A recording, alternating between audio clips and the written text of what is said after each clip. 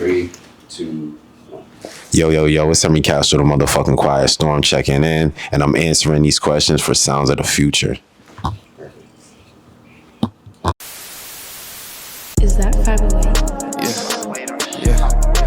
No, I'm back in this shit. I'm just back in this shit. I'm back in this shit. I'm just back in this shit. No, I'm back in this shit. I'm back in this shit. I'm back in this shit. Yeah. What's up? It's Nolan back with another episode of Sounds of the Future TV. Who am I here with today? Yo, it's Henry Castro, the motherfucking Quiet Storm, checking in on you bitch ass niggas and you hoes. Thank you so much for joining us. So I want to go back to when you first started making music. What really inspired you to pursue a career in it? I think my biggest inspiration essentially was seeing a bunch of rap groups, and me and my friends was they just reminded me of my friend group. We liked hip hop. We did a bunch of shit like Our Future, ASAP, Pro Era kinda, but all that stuff was popping when we first started making music. So I was like, yo, these niggas act like us. What the fuck? We could do that. Where are you from again? Brentwood, Long Island. So talk about how that kind of growing up there has inspired who you are as a person and also the type of music you make. And is it kind of showing your music and, just the way you move and stuff like that? Well, where I'm from is not, it's kind of diverse. So I think I have my palette, my taste in music is diverse because of where I grew up at. But I don't know, it's kind of normal to me. Niggas just be rapping, so I'll be rapping, you feel me? But on our bus, when I went to school on the bus, they would play 106.1. So it was hella pop music and shit. So I got every type of genre in my brain, plus SoundCloud. So I hear everything. I just got a wide array of music. Word. So you mentioned earlier that you were influenced by groups like Our Future and ASAP Mob and stuff like that. Not really ASAP Mob, but more so Our Future.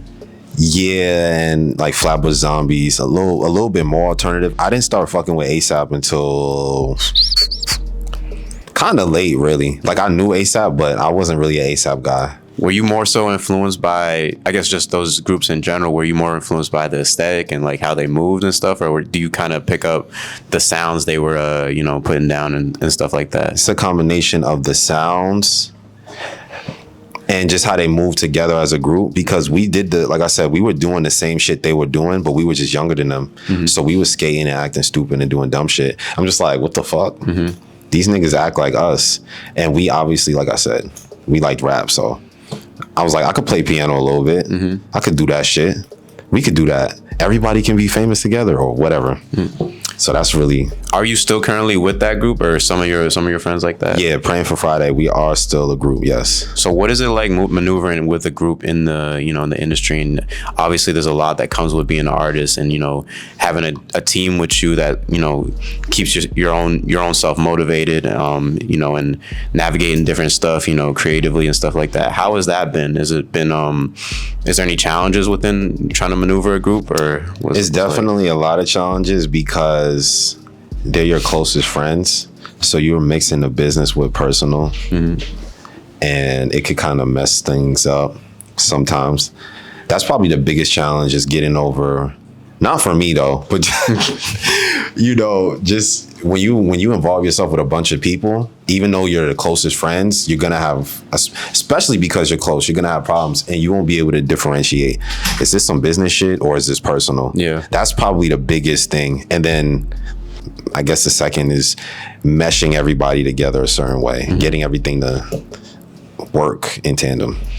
Bet. So I guess to build off that idea of having a group and having your own team, in a sense you're still independent though from the major label aspect and stuff like that. So is that something that you guys would dream of kind of expanding into, where you would sign deals and be in these rooms with executives and stuff like that to get your music heard on a wider scale? Or would you prefer to stay kind of tight knit and maybe not sacrifice the creative control of whatever comes with being a major label artist? It always depends on the offer, because we've been offered things, we've been in rooms with executives and stuff, but if it doesn't feel right, or if it doesn't really make sense. I don't like to go by feelings all the time. You really got to think about what's going on. So when we first started, music changed so much since we started. Yeah. So when we first started, everybody wants to get signed to some degree. But I did notice when we first started, most of the people I liked weren't really like famous or signed artists, like Our Future and all of them. When they first came up, it just had this underground feel to it. Yeah. Most of the groups that came out and all the, like that blog era, it was like independent shit. So we're okay with signing, but it just has to be right. Like I'm not like, oh, we're independent, I don't give a fuck about labels and stuff. I'm not one of those niggas. If it makes sense, then do it. You know what I'm saying? But you know, you just gotta take it day by day, really. Got you. So now to maneuver into I guess your just artistry as a whole, how would you kind of describe the type of music you make? And you know, I guess we kind of talked about the inspirations a little bit, but are there any current sounds that you're kind of looking at as an inspiration, or you kind of want to create your own wave in a sense? I definitely am on my own type of shit, but these days I don't listen to music, a lot of different music. I kind of just have so much music that I listened to already that when I make music, it just comes out of me. So like I don't have any particular inspiration these days, and if I did, it wouldn't even be like hip hop or anything like that. I don't have too many crazy inspirations these days. I just go off what I know about music. I listen to music so much, I don't even like listening to it no more, unless it's my shit or like, you know what I'm saying? Got you.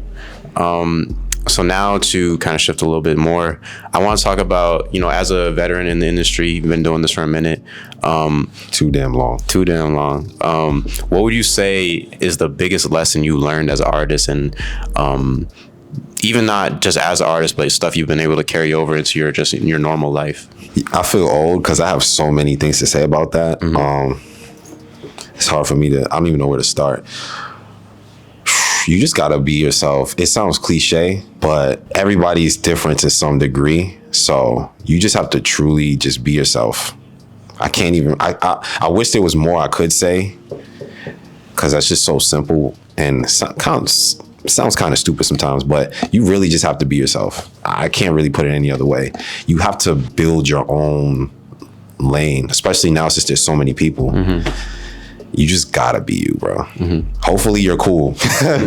Hopefully you're cool. Do you feel like we said, you've been doing this for a minute and you've kind of seen how the industry has evolved into, you know, especially with the internet age, and, you know, how artists are now having to be their own marketing team and do stuff independently, and, you know, do these reels and stuff like that. So now you gotta really be a content creator and artist at the same time. Yeah. Was that a tough transition from when you first started to where it was kind of, I guess you still had to do that in a sense, but it was more so now you gotta really be on it daily and, you know, be in people's faces? Was that a hard transition for you? It's just annoying. Yeah. Honestly. I've been making when I look back, I've been making content since I was like 14 years old. Yeah. Just because I liked doing it. Like I used to make VHS videos and stuff. But now you have to do it so much. Yeah. It takes the fun out of it. Like you have to be able to really optimize. Sometimes I think it's kind of stupid, honestly, but man, you either gonna do this shit or you're not.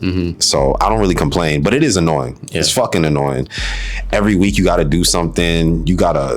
And I do all my shit, and I do my friend's stuff too most of the times. So it's just like extra. So now I want to maneuver to a few more questions for you. Do you have any upcoming work, stuff you want to promote, projects, stuff like that? Yeah, I got a project coming out. I don't know if I'm calling it an album, just because I could call it whatever I want these days. But it's called Players Only Volume 1. Okay. Yeah, I'm going to do that in spring. It was going to be like next week, actually. But too many things have been going on. And I actually want to make one more song because I feel like it's not like solid yet. But it's fire, bro. I love making albums, to be honest. Most songs I make, the idea is that it's on a project somehow. So I'm always working on a project. Very excited to hear it. And last question for you. We got a segment called Words from the Future, where we ask the artists to give any advice or just a last message for the audience. Do you got anything you want to say for the audience?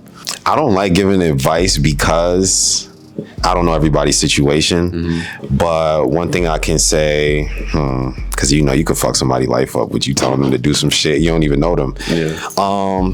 Dreams only work when you work. Don't stop. It's hard to not be generic about it, but it's real simple, man. Be ready to invest time, attention, energy, money, all these things. Have your goal, man, and be real. Yeah. I don't know. I don't like giving people advice. You never know what somebody's going through, you know? Hey, we appreciate it though. So that is another episode of Sounds of Future TV. Thank you so much for joining us, bro. Thank you for having me. It was nice meeting you. Signing out. Players only. Back in the field, back like I never left, ready to spill. Only got one shot, I go for the kill. Could've went platinum if I took the drill, but I found a better way without a deal.